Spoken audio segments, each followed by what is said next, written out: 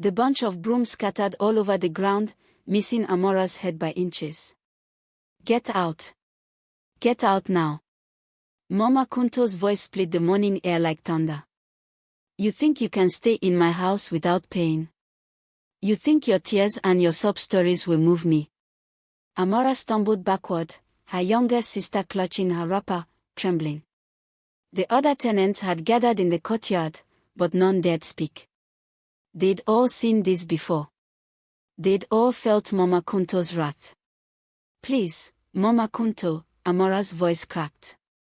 Just one more week. The merchant promised to pay me tomorrow. I have his word. His word. Mama Kunto's laughter was cruel, sharp as broken glass. Words don't pay rent, you foolish girl. Money pays rent. And you have none. This wasn't how it was supposed to be. 3 months ago, Amara had everything. A home. A mother. A future. Then the fire came in the night, hungry and merciless, swallowing their compound like a beast. She'd grabbed her siblings and run, the flames licking at their heels. Her mother's loom, the only thing she'd managed to save, bore scorch marks that would never fade. But before we see how Amara got here, before we watch her world crumble completely, I need you to do something. Hit that subscribe button right now. Because what happens next, what Mama Kunto does, what that mysterious old woman brings to this village, you won't believe it. And trust me, you don't want to miss a single moment of this story. Now, let's go back. Let's go back to the day Amara first knocked on Mama Kunto's door, desperate and running out of options. The sun had barely risen when Amara stood before the compound, her siblings behind her, everything they owned wrapped in 2 bundles. The building loomed before them, grand and intimidating, with multiple cottages surrounding a central courtyard. This was the 5th landlord she'd approached in 2 days. The others had taken one look at her, young, no husband, 3 mouths to feed, and shut their doors. Maybe this one will be different, her brother whispered, hope threading through his voice. Amara wished she could believe him. The gate creaked open, and a house girl appeared, eyeing them with suspicion. Madam doesn't see beggars. I'm not begging. I'm here about the vacant cottage. I can pay. The girl's eyebrows rose, but she disappeared inside. Minutes stretched like hours. Amara's legs ached from standing, from the sleepless nights in the market stall, from carrying her siblings' hopes on her shoulders. Then she appeared. Mama Kunto moved like a queen surveying her kingdom. Gold chains hung heavy around her neck, her wrapper was the finest Dutch wax print, and her eyes were cold, calculating, measuring Amara's worth in seconds. You want to rent? Her voice dripped with disbelief. You. Look at you. You look like hunger itself. How do you expect to pay rent? Amara straightened her spine. I'm a weaver. My mother taught me. I'm skilled. I have customers already. I just need a place to walk, a roof over our heads. A weaver. Mama Kunto circled her like a hawk. And these children? They're yours. My siblings. Our mother died in the fire. Something flickered in Mama Kunto's eyes, not sympathy, but interest. The cruel kind. The cottage is expensive. 3 months advance. Plus deposit. Plus my commission on any business you conduct on my property. Amara's heart sank. Commission. But nothing. Mama Kunto's smile was all teeth. This is prime location. You use my space, my compound's reputation, you pay for the privilege. 30% of everything you earn. Take it or leave it. Many people want this place. Amara looked at her siblings. Her sister's stomach had been growling all morning. Her brother's clothes were more holes than fabric. They had nowhere else to go. I'll take it. Mama Kunto's smile widened. Smart girl. Come, let me show you your new home. The cottage was smaller than Amara expected. Much smaller. The roof had holes, the walls were cracked, and there was a smell, damp and old and forgotten. But it had a door. 4 walls. Space for her loom. Rent is due first of every month. Not a day late. Water from the well is extra. Electricity is extra. Any noise complaints, you pay a fine. Any damage, you pay double. Mama Kunto counted on her fingers like she was reciting a beloved poem. Oh, and visitors after sunset. That's another fee. But how can I make it work? Mama Kunto's voice cut through the air like a blade. Or don't. Makes no difference to me. There's a family of 6 who'll take this place tomorrow if you want. Amara handed over every cowrie she'd saved. Watched her security, her safety net, disappear into Mama Kunto's purse. The landlady counted it twice, her fingers moving with practiced speed, then nodded once. Welcome to my compound. Don't make me regret this. The first week was hard. The second week was harder. Amara woke before dawn, her fingers flying across the loom, creating patterns her mother had taught her. The fabric grew slowly, thread by thread, color bleeding into color. Her siblings helped where they could, her sister sorting threads, her brother running to the market to find customers. The other tenants watched from their doorways, sympathetic but silent. An old man named Bobaton lived in the cottage next door. On the 3rd day, he knocked softly. Child, you need to eat. He held out a bowl of stew. Tears burned Amara's eyes. Thank you, Boba. But I can't take your food. It's not charity. It's neighborliness. And you need your strength. He glanced toward Mama Kunto's main house. She's watching you. Waiting. The moment you show weakness, she'll strike. Why does she hate so much? Bobaton sighed, his old eyes sad. They say she was once poor like us. Suffered greatly. But instead of learning compassion, she learned cruelty. Now she thinks kindness is weakness and mercy is for fools. That night, Amara worked until her fingers bled. She couldn't afford weakness. Couldn't afford mistakes. By the end of the 2nd week, she'd completed 3 pieces. Beautiful work, her best yet. She took them to the market, her heart pounding with hope. A merchant stopped, examined the fabric, ran his fingers across the intricate patterns. This is exceptional work. Who taught you? My mother, sir. She was the finest weaver in our village. I can see that. He nodded slowly. I'll buy all 3. And I'll commission more. Can you create wedding cloth? Something special for my daughter's ceremony. Amara's hands shook as she accepted his payment. It was enough. Enough for this month's rent, enough for food, enough for... Well. Making money, are we? Amara turned to find Mama Kunto standing behind her, arms crossed, that terrible smile on her face. Remember our agreement, girl. 30%. Of everything. The merchant frowned. 30%. That's robbery. That's business. Mama Kunto held out her hand. She operates from my property. Uses my compound's prestige. She pays what she owes. Amara watched helplessly as Mama Kunto took her cut. The money that was supposed to feed them for a month now barely covered rent. The harassment began small. A complaint about noise, though Amara's siblings were always quiet. A demand for extra cleaning fees. A sudden maintenance charge that appeared on no other tenant's bill. Then it escalated. The water fee has increased, Mama Kunto announced one morning, standing in Amara's doorway like an unwelcome storm. But you said. I say what I want. This is my property. My rules. Don't like it. There's the gate. Amara bit her tongue until she tasted blood. She paid. The next week, it was the electricity. The week after, a business operation fee, since customers were coming to her cottage.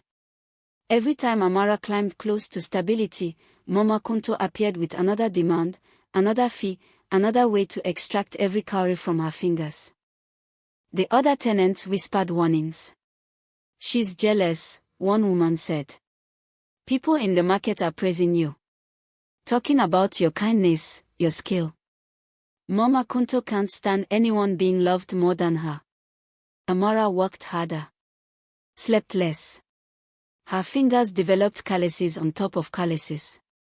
But she also made time for her neighbors, sharing what little food she had, helping Bobaton with his failing eyesight, teaching the compound's children basic weaving patterns for free. "You're building something," Bobaton told her one evening. "Not just fabrics. Community.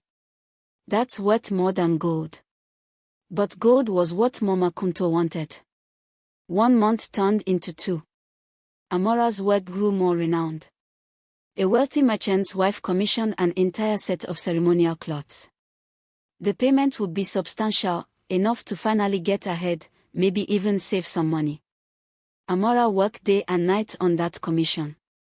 Poured her soul into every thread. The patterns told stories of loss and resilience, of family and hope, of pain transformed into beauty. When she finished, even she had to admit it was her finest work.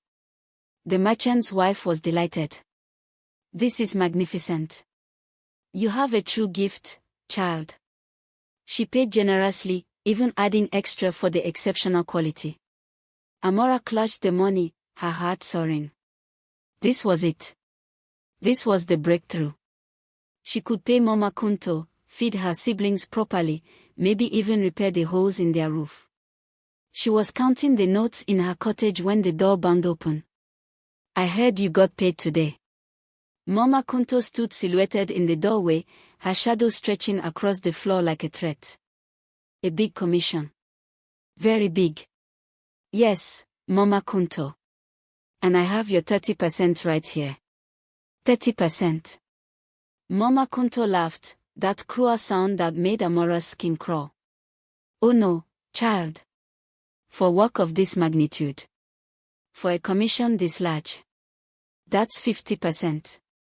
You used my property, my space, my electricity for weeks on this project. 50% is more than fair. But that's not what we agreed. That's not. Do you want to stay in this compound or not?" Mama Kunto's voice dropped to a dangerous whisper. "Do you want a roof over those children's heads? Then you pay what I say you owe." Amara looked at her siblings, sleeping peacefully in the corner. Looked at the money in her hands. Looked at Mama Kunto's merciless face. She paid. That night, after Mama Kunto left, Amara sat on the floor and wept. She'd worked so hard. Sacrificed so much.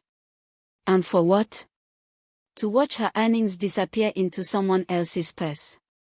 To see her siblings' faces grow thinner despite her best efforts. "Mama," she whispered to the darkness, to the memory of her mother, "I don't know how much more I can take. I'm trying to be strong like you taught me. I'm trying to be kind like you showed me. But it's so hard. So very hard." Her sister stirred in her sleep, murmuring something about being hungry. Amara wiped her tears and stood. She couldn't break. Wouldn't break. Her siblings needed her. She returned to her loom, threading new colors in the lamplight. If she worked through the night, she could start a new piece by morning. The weeks blurred together in a haze of exhaustion and determination. Amara's reputation grew despite Mama Kunto's exploitation. People came from neighboring villages specifically to commission her work. Each success brought more customers, and more demands from Mama Kunto. "Guest fee," the landlady announced when customers started visiting daily. "Every person who comes to your cottage pays me a visitor's tax." But how can I afford? Should have thought of that before becoming so popular. Mama Kunto's smile never reached her eyes. "Success has a price, girl. And you're going to pay it." Amara was at her breaking point when the old woman appeared. It was market day, and the compound was mostly empty. Amara had just returned with meager supplies, all she could afford after Mama Kunto's latest extraction, when she heard the commotion near the compound gate. An old woman, bent and frail, had collapsed on the ground. She wore rags that might have once been clothing, and her skin was papery thin, stretched over bones that seemed too fragile to support life. People had gathered, but no one moved to help. They whispered, pointed, but kept their distance. Then Mama Kunto emerged from her house like a fury. "What is this? What is this filth doing at my gate?" She grabbed a broom, advancing on the old woman. "Get away. You'll bring disease. Bad luck. Get away from my property." The old woman looked up, her eyes milky with age. "Please, just some water, so thirsty." "Water? You want water?" Mama Kunto's laugh was vicious. "You think I run a charity? You think my compound is a shelter for every beggar who wanders past?" She turned to her house girl. "Get her away from here.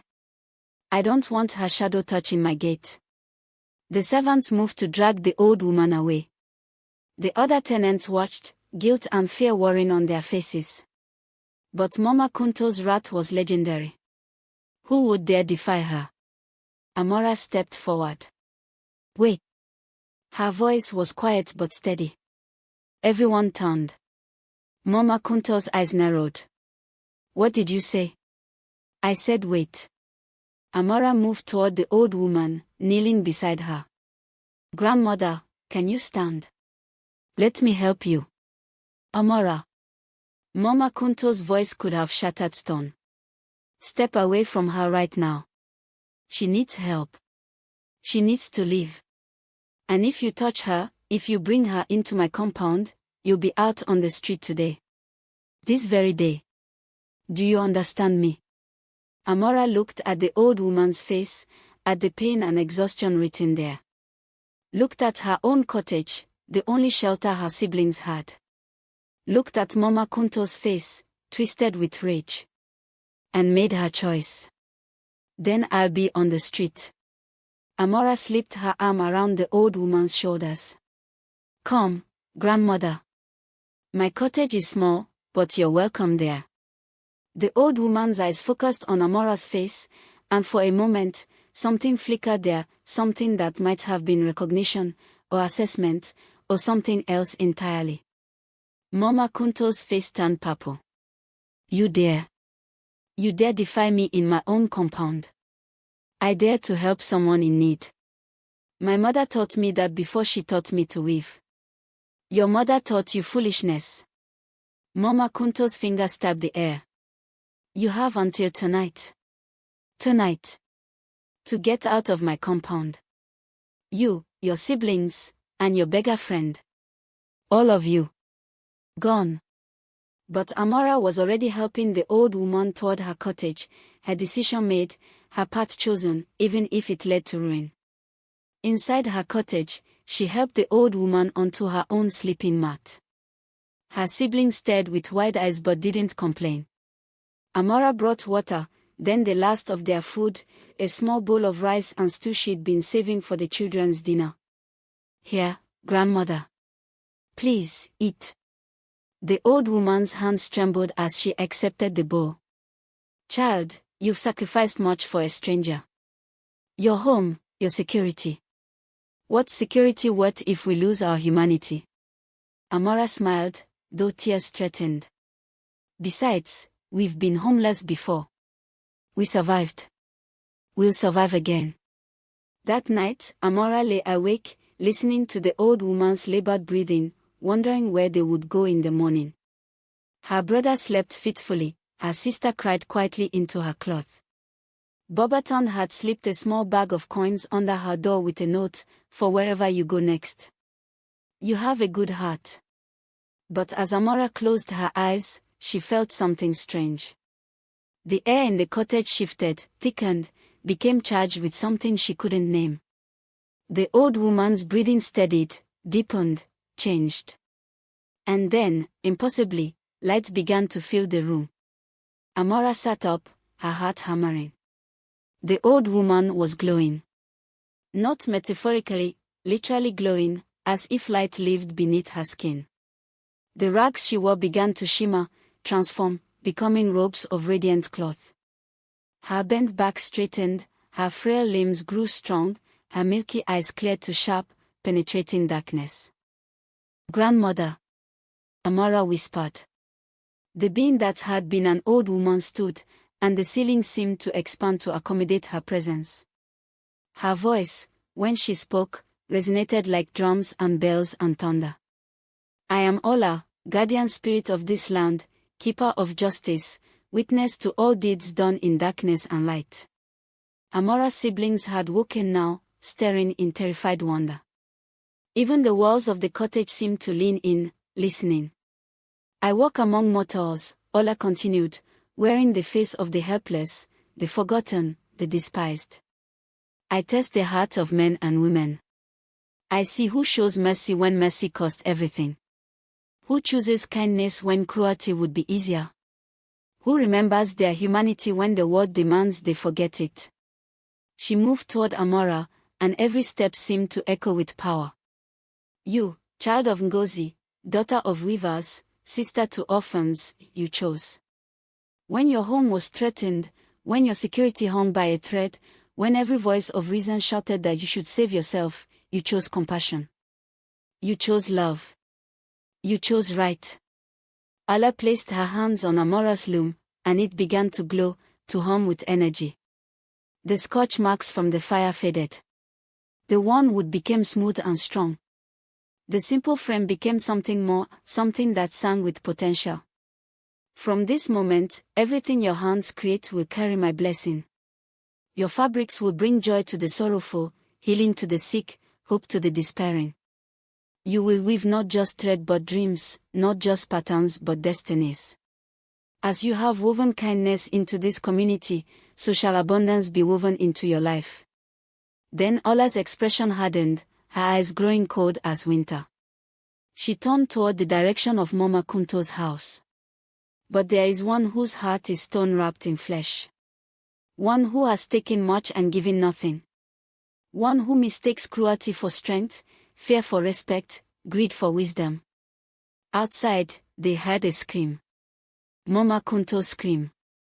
Ola's voice rose, filling not just the cottage but the entire compound, the whole village, echoing across dimensions. "Mama Kunto, I know what dwells in your heart. I have weighed it and found it wanting." The ground trembled. The air itself seemed to recoil. "You who were once poor learned all the wrong lessons from your suffering. You who knew hunger chose to starve others. You who knew powerlessness chose to become a tyrant. You plant seeds of cruelty, and now you shall harvest thorns. You build your house on suffering, and now watch it crumble to dust." Lightning cracked across the clear night sky. Thunder roared like the drums of judgment. Then Ola looked back at Amara, and her expression softened once more. "Watch, child. Watch and see how the universe responds to wickedness. How karma, patient and inexorable, collects what is owed." And with that, she vanished. No fade, no gradual disappearance, one moment present, the next gone, leaving only the scent of rain and righteousness. The blessed loom remained, glowing softly in the darkness. The next morning, the cracks appeared. Amara heard Mama Kunto's main house groaning, the sound of stone grinding against stone. She stepped outside to see the landlady's grand building developing fissures, spiderweb cracks that spread like veins across the walls. "No," Mama Kunto whispered, running her hands over the damage. "No, no, no." She called builders, masons, anyone who might repair the damage. They came, examined the cracks, and shook their heads. "Madam, this is not normal wear. This is something else. The foundation itself is failing. Fix it. I'll pay anything." They tried. Filled the cracks with cement, reinforced the walls. But the moment they finished, the repairs crumbled. New cracks appeared faster than old ones could be addressed. Within days, the main house was uninhabitable. But that was just the beginning. Mama Kunto's other properties began to fail simultaneously. Roofs collapsed for no reason. Walls bulged and buckled. Foundations sank into suddenly unstable ground. It defied all logic, all explanation. Engineers came from the city and left shaking their heads, muttering about things that shouldn't be possible. Word spread through the village like wildfire. Mama Kunto's compounds are cursed. The spirits have turned against her. Tenants fled, demanding their deposits back. Mama Kunto refused at first, but her strong boxers wouldn't open. The locks jammed, the keys broke, and when she finally smashed one open with a hammer, the coins inside had turned to stones. Her wealth began to evaporate. Gold jewelry tarnished overnight. Fine fabrics rotted on her body. Food spoiled the moment she touched it. Everything she'd built through exploitation and cruelty dissolved like morning mist. Meanwhile, Amara's blessed loom worked miracles. The first piece she created after Allah's blessing was for the merchant's daughter's wedding. She'd already completed the commission, but she felt compelled to create something additional, something special. Her hands moved almost without conscious thought, and the fabric that emerged was extraordinary. When the merchant saw it, he wept. It's as if you've woven her life story into the cloth. Every hope, every dream, every moment of joy. How did you know? Amara didn't know. She only knew that the loom seemed to understand what each customer needed, what each commission required. The fabrics she created didn't just look beautiful, they felt meaningful, significant, almost alive. Customers came from everywhere. A mother whose child was sick commissioned a wrapper, and when the child was wrapped in it, her fever broke. An old man commissioned a cloth to remember his deceased wife, and when he touched it, he could almost feel her presence, comforting him. A young couple commissioned wedding cloth, and their marriage became legendary for its harmony and joy. Amara's tiny cottage couldn't contain all the work. Customers lined up in the courtyard, waiting patiently for their turn. And through it all, Amara remained humble, kind, treating every customer with respect, every commission with dedication. She raised her prices, she had to, given the demand, but she also created a portion of each month's work for free, for those who couldn't afford her services but needed them. Widows received burial cloths at no cost. Poor families received wedding cloths as gifts. The sick received healing wraps without payment. The community loved her, blessed her, called her Mama Amara despite her youth, a title of respect and affection, and watched from their windows as Mama Kunto's empire crumbled. 3 months after Allah's visitation, Mama Kunto had lost everything. Her buildings were condemned. Her wealth was gone. Her reputation was destroyed. Former business associates crossed the street to avoid her. People she'd once terrorized laughed openly at her downfall. She tried renting from others, but no one would take her. You made life hell for your tenants, they said. Now feel what hell tastes like. She tried staying with family, but they remembered how she'd refused to help them in their time of need. Where was your charity when my children were hungry? Where was your compassion when I begged for help? She wandered the village, homeless and broken, sleeping in doorways, begging for scraps. The mighty had fallen, and the fall was total. 6 months after the curse began, Mama Kunto found herself outside Amara's new compound. Yes, Amara had built her own place now.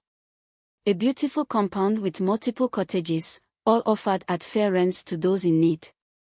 A large workshop where she trained young people in weaving, passing on her mother's gift. A courtyard where children played and neighbors gathered and community thrived. It was everything Mama Kunto's compound had never been, filled with laughter, kindness, mutual support. Mama Kunto stood at the gate, pride and desperation warring in her chest. She'd sworn she'd never beg. Never lower herself. Never admit weakness. But she had nowhere else to go. Now, if you've made it this far in the story, I know you're invested. You need to see how this ends. So do me a favor, hit that like button, drop a comment telling me what you think Amara should do, and make sure you're subscribed because the ending of this story, it's going to shake you. Mama Kunto raised her hand to knock, then lowered it. Raised it again. Her stomach cramped with hunger. Her feet ached from walking. Her pride felt like a stone in her throat, heavy and suffocating. She knocked. The door opened, and there stood Amara. Older now, more confident, but with the same kind eyes. Those eyes that had looked at a collapsed old woman and seen a person worth saving. Mama Kunto. No surprise in Amara's voice. As if she'd been expecting this. The word stuck.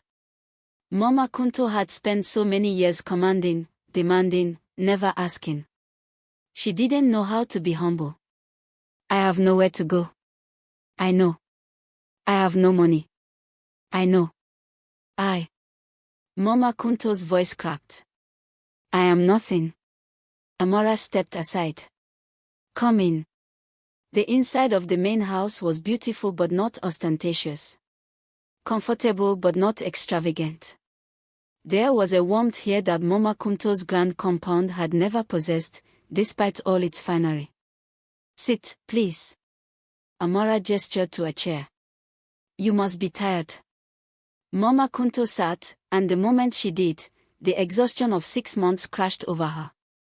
She wanted to cry but couldn't. Wanted to apologize but didn't know how. Wanted to explain that she'd once been poor too, had once been helpless too, had vowed never to be powerless again, but the words wouldn't come. Amara brought food. Simple food, but more than Mama Kunto had eaten in days. She placed it before her former tormentor without ceremony, without gloating. Eat. Mama Kunto ate. Wept while eating. Tasted salt from tears mixing with the stew. When the bowl was empty, Amara spoke. I have a cottage. Small, but clean. The roof doesn't leak. You can stay there. I can't pay. I'm not asking you to pay. Mama Kunto looked up, confused. Then what do you want? Revenge. To humiliate me. To make me your servant. I want nothing except for you to do one thing. Amara's eyes held hers. Help me care for those who have nothing. The elderly who can't walk.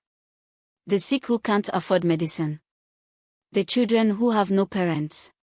Help me serve them. Why? The word burst from Mama Kunto. Why would you help me after everything I did to you? I made your life hell. I exploited you, threatened you, tried to destroy you. Why? Amara was quiet for a long moment. When she spoke, her voice was soft but firm. Because someone once showed me that revenge is easy but redemption is powerful. Because I believe people can change, can learn, can grow. Because my mother taught me that everyone deserves a chance to become better than they were.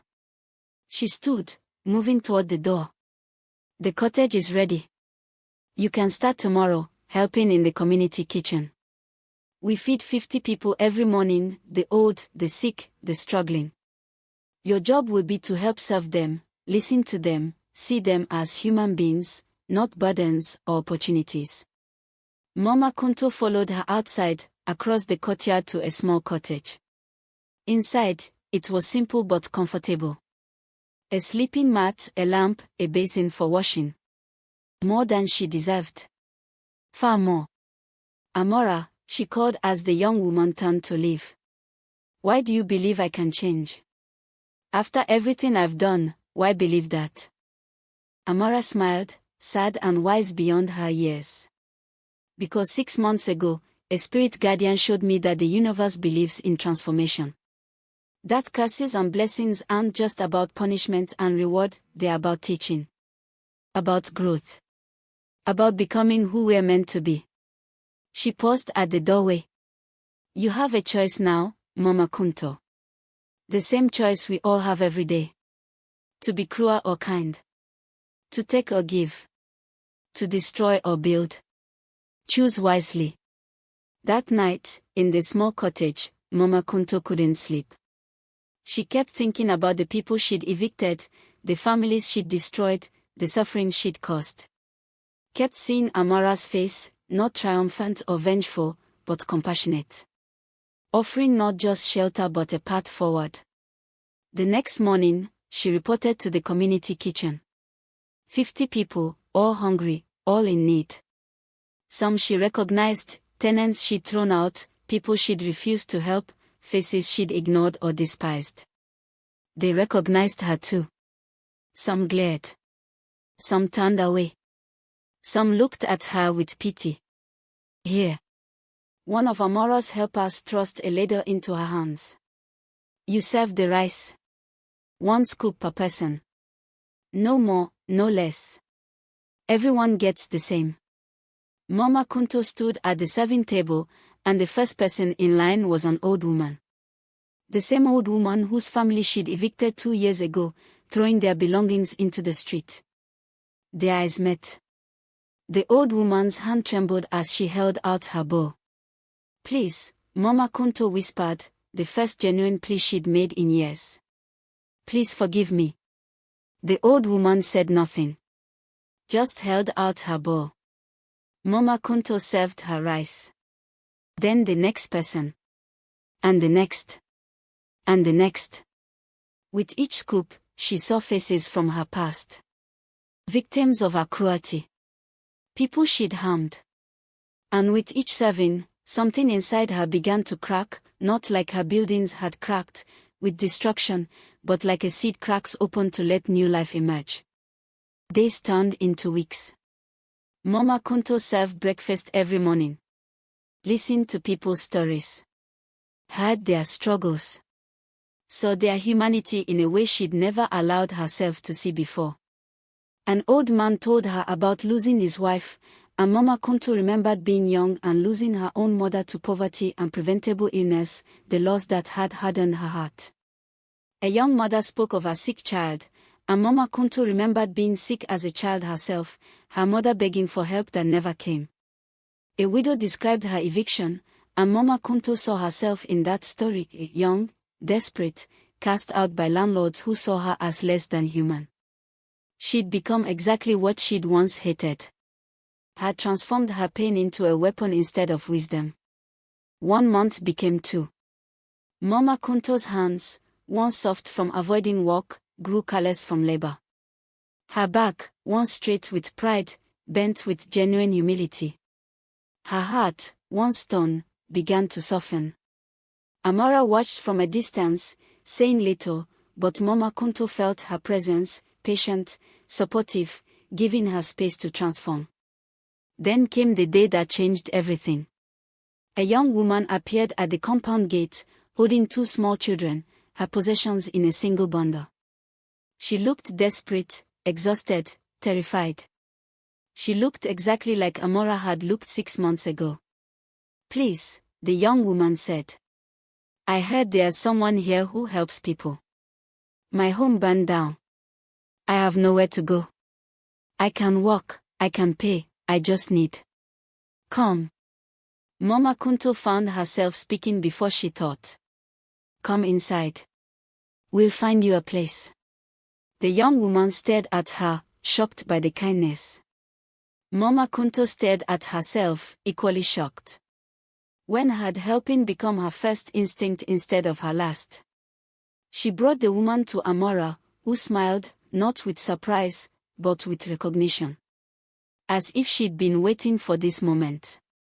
Mama Kunto, why don't you show her to the vacant cottage? The one near Bobatond. I think she'd be comfortable there. Mama Kunto led the young woman across the courtyard, and with each step, she felt the weight of her past lifting.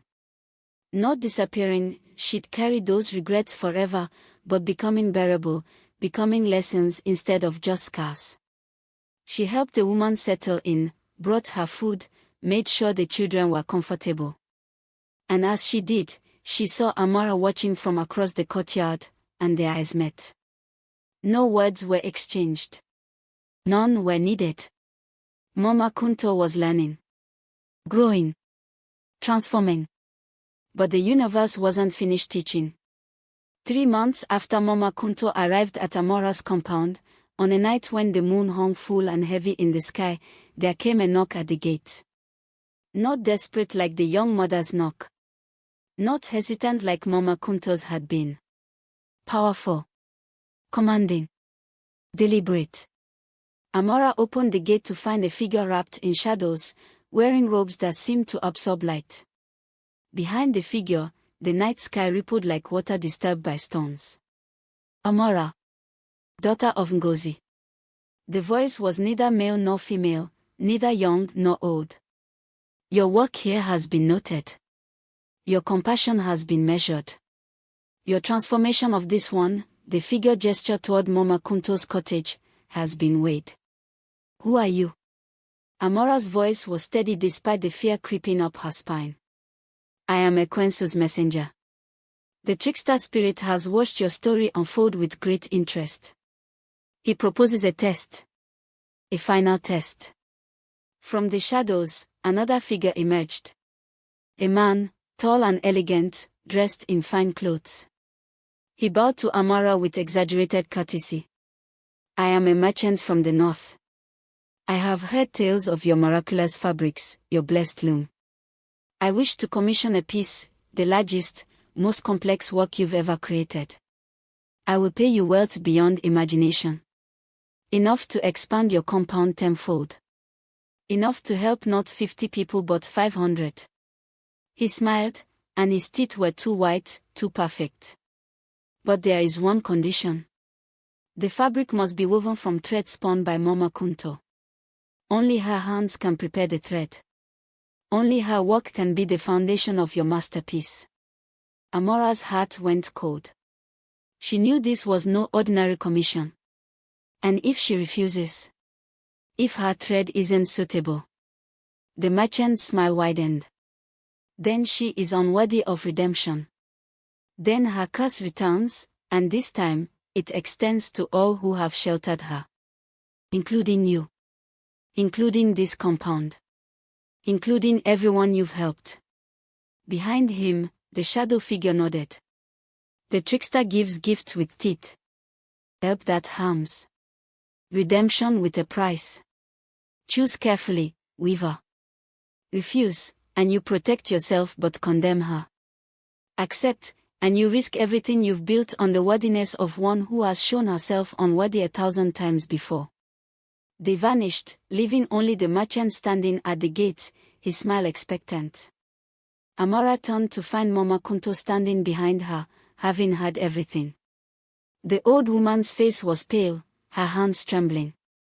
Amara, I don't know if I can. Spinning thread. I've never done such work. My hands are clumsy, my skills are nothing compared to yours. If I fail. If you fail, we all pay the price. Amara's voice was flat, stating fact without accusation. Then refuse. Please. I'm not worth the risk. Everything you've built, everyone you've helped, how can you gamble all of that on me? Amara looked at her former tormentor, at the woman who had made her life miserable, who had exploited her, who had nearly destroyed her.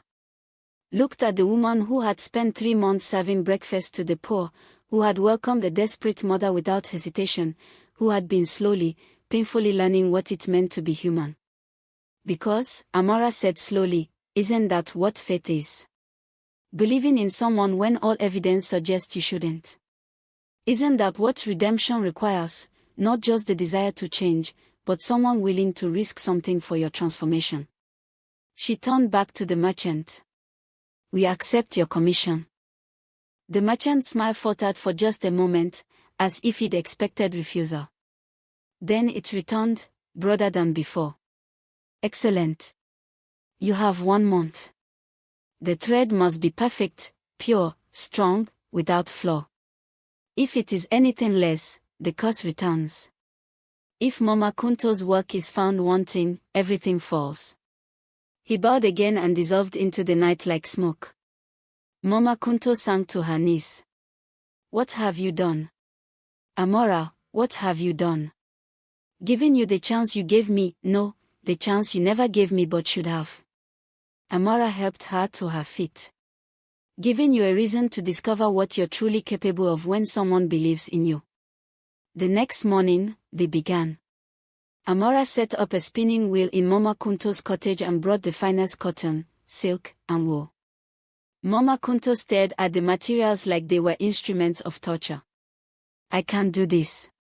I've never spun thread. I don't know how. Then learn. Amara sat beside her. I'll teach you what my mother taught me. But you have to want it, Mama Kunto. You have to want to succeed not for yourself but for everyone who's depending on you. The first day was a disaster. Mama Kunto's thread broke constantly, came out lumpy and uneven, tangled into knots. Her frustration mounted until she threw the materials across the room. I told you. I'm useless at this. I'm not like you, Amara. I don't have your gifts, your patience, your goodness. No one is asking you to be me. Amara picked up the materials calmly. They're asking you to be the best version of you. The version that might have existed if poverty hadn't hardened your heart. If loss hadn't taught you cruelty instead of compassion. She placed the spinning wheel back in front of Mama Kunto. Try again. And again. And again. Until your hands remember what your heart is learning, that things of value require patience, require care, require love. Days passed. Mama Kunto worked from dawn until her hands bled. The thread improved slowly, agonizingly slowly. Sometimes she'd spend an entire day only to produce thread that Amara deemed unusable. It's not about perfection, Amara explained. It's about intention. When you spin, what are you thinking about? Not failing. Not letting you down. Not causing the curse to return. That's fear spinning the thread, not you. Amara placed her hand over Mama Kunto's. Think about the people you serve breakfast to every morning. Think about the young mother you helped settle in. Think about every person you hurt and every chance you now have to do better. Spin that into the thread. Spin redemption. Spin hope. Something shifted. Mama Kunto began to spin not with her hands but with her heart. She thought about the old woman whose family she'd evicted, and spun apology into the thread. She thought about Amara's siblings crying themselves to sleep in that cramped cottage, and spun remorse into the fiber. She thought about all the years she'd wasted on cruelty, and spun determination into every twist. The thread began to change. To shimmer. To sing. 2 weeks before the deadline, disaster struck. Half the thread Mama Kunto had created was destroyed when rain leaked through a crack in the cottage roof, a crack that appeared suddenly, impossibly, as if the trickster spirit was testing them further. Mama Kunto stood over the ruined work and wept. We'll never make it. Even if I work day and night, I can't reproduce this much in 2 weeks. Then we'll help. Bobaton appeared in the doorway, followed by the other residents of the compound. We may not be able to spin, but we can prepare materials, we can keep you fed, we can take over your other duties so you can focus on this. The young mother Mama Kunto had helped stepped forward. You gave me a home when I had none. Let me help you now. The entire compound rallied. People worked in shifts, keeping Mama Kunto supplied with materials, bringing her meals, even sitting with her through the long nights to keep her company and keep her spirits up. And through it all, Mama Kunto spun.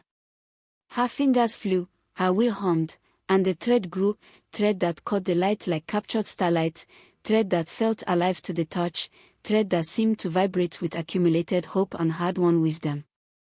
On the final day, as the sun set, Mama Kunto spun the last length of thread.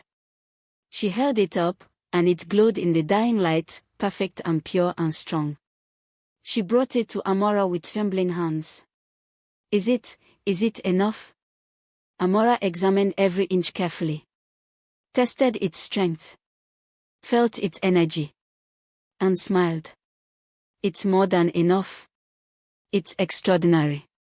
Mama Kunto, you've created something miraculous. We created it. All of us. Together. That night, the merchant returned, his smile confident. Let me see this thread that will save or damn you all. Amara presented it, and the merchant's smile faltered. He held the thread up to the moonlight, and his expression shifted from confidence to surprise to something that might have been respect. This should not be possible. Thread spun by hands that cause suffering should not shine this brightly. Thread created by one who has harmed so many should not carry such hope. From the shadows, the formless messenger appeared. The trickster is perplexed. He set you up to fail. To prove that redemption is a lie, that people cannot truly change, that compassion is weakness. The messenger circled them slowly. But this thread speaks of transformation. Real transformation. Not the kind forced by curses or blessings, but the kind that comes from choice. From community.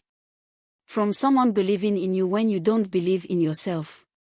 The merchant bowed, and this time there was no mockery in the gesture. The commission is fulfilled. The curse will not return. Ekwensu admits defeat, though he will never say so aloud. He placed a purse of gold on the ground. Your payment. Use it wisely. Then both figures dissolved into the night, leaving only the gold and the glowing thread. The compound erupted in celebration. People laughed, cried, embraced. They had won not just the challenge but something more, proof that people could change, that community could redeem, that love was stronger than curses. Amara began working with the blessed thread, creating the commissioned fabric. It took her 2 weeks of intense work, and when she finished, the fabric was unlike anything she'd ever created. It told a story, Mama Kunto's story, of cruelty transformed into kindness, of hardness melted into compassion, of one woman's journey from destroyer to builder. But as she prepared to deliver it to the mysterious buyer, something strange happened. The fabric began to glow brighter. And brighter. And then it spoke. Not with words, but with images, with feelings, with truths that bypassed language and spoke directly to the soul. And what it spoke was a warning. A vision of the future. Multiple futures, branching like threads from a loom. In one future, Amara's compound grew and prospered, helping thousands. In another, it was destroyed by those jealous of her success. In another, Mama Kunto's transformation proved temporary, and she fell back into old patterns, destroying everything they'd built. In another, Amara herself became corrupted by success, becoming a benevolent tyrant, controlling people through kindness instead of cruelty but controlling them nonetheless. And in one future, the darkest one, the fabric showed a great darkness coming to the village. A force that would test not just Amara and Mama Kunto but everyone. A force that would require everything they'd learned, everything they'd become, and more. The vision ended, and Amara stood trembling, the fabric hot in her hands. Mama Kunto had seen it too. What was that? What's coming? Before Amara could answer, the fabric burned. Not with heat that destroyed, but with heat that transformed. It dissolved in her hands, and from the ashes, a single seed fell. A seed that pulsed with the same energy as the fabric, the same glow as the blessed loom, the same power as the spirit guardian's touch. And with the seed came knowledge, terrible and certain. This seed, if planted, would grow into something that could save the village from the coming darkness. But it required a sacrifice. A willing sacrifice. Someone had to give up everything, their life, their soul, their very existence, to nurture the seed into the weapon or shield or miracle that would be needed. The knowledge of who that someone must be was written in the seed's glow, unmistakable and absolute. It had to be Mama Kunto. The woman who had caused so much pain, who had finally learned compassion, who had just begun to truly live, she was the one the universe demanded. Her transformation, her redemption, had prepared her for this moment. Had made her the perfect offering. Mama Kunto stared at the seed, understanding flooding her face. She looked at Amara, at the compound full of people she'd learned to care for, at the young mother and her children playing in the courtyard, at Bobaton tending his small garden, at all the life and hope and community that had grown here. She looked at everything she'd finally learned to love. And reached for the seed. No, Amara whispered, pulling it back. No, there has to be another way. You've just started to live, to really live. You can't. Can't I? Mama Kunto's smile was sad but genuine. Amara, you gave me something I thought I'd lost forever, the chance to matter, to mean something, to leave the world better than I found it. If this is my purpose, if this is why the spirits cast me, broke me down, forced me to rebuild. We don't know what this darkness is. We don't know if the sacrifice will even work. We don't. Mama Kunto took the seed gently from Amara's hands. But I've spent my whole life making the wrong choices, choosing cruelty over kindness, choosing safety over courage, choosing myself over everyone else. Let me, just once, make the right choice. She held the seed over her heart. Tell me truthfully, if I don't do this, what happens? Amara's silence was answer enough. Then there's no question. Mama Kunto closed her eyes. Plant me with the seed. Let whatever I've become, whatever you and this community helped me become, be the soil that grows our salvation. Mama Kunto. Thank you. Tears ran down the old woman's weathered cheeks. Thank you for seeing something in me worth saving when I couldn't see it myself. Thank you for risking everything to give me a chance I never gave anyone else. Thank you for teaching me that it's never too late to become who you were meant to be. She pressed the seed to her chest, and it sank into her skin, into her heart, into her very essence. She gasped, her eyes going wide, and then light. Pure, brilliant light erupted from her, from the seed, from the union of redemption and sacrifice. The compound, the village, the world itself seemed to hold its breath. And then Mama Kunto was gone. Not dead, transcended. Transformed one final time into something else, something necessary, something that stood between the darkness and everything she'd learned to love. Where she had stood, a tree began to grow. Not a normal tree, but one that glowed with inner fire, with leaves like woven fabric, with roots that pulsed with the rhythm of a spinning wheel. A guardian tree. A protector. A living testament to transformation.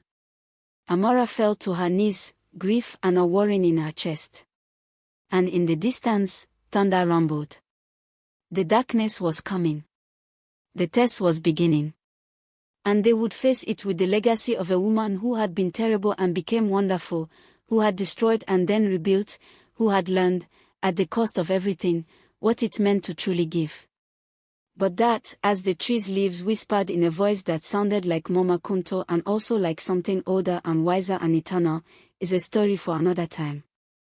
The question that haunts Amara, that should haunt all of us, remains suspended in the air like the last thread on a loom, waiting to be woven into whatever comes next. Was the sacrifice worth it? Will the tree be enough? And when the darkness comes, and it is coming, the leaves whisper, it is definitely coming, will Mama Kunto's final transformation, her ultimate redemption, be the thing that saves them all? Or will it just be the beginning of an even greater test? The tree glows in the darkness, keeping its secrets, and Amara watches it through the night, waiting for dawn, waiting for answers, waiting for the storm that's building on the horizon, a storm that, the fabric promised, will require everything they've learned and more than they can imagine. If you want to know what happens next, what that darkness is, whether Mama Kunto's sacrifice means anything, drop a comment, smash that subscribe button, and share this story with someone who needs to hear it. Because this tale isn't over. Not by a long shot. The real test is just beginning.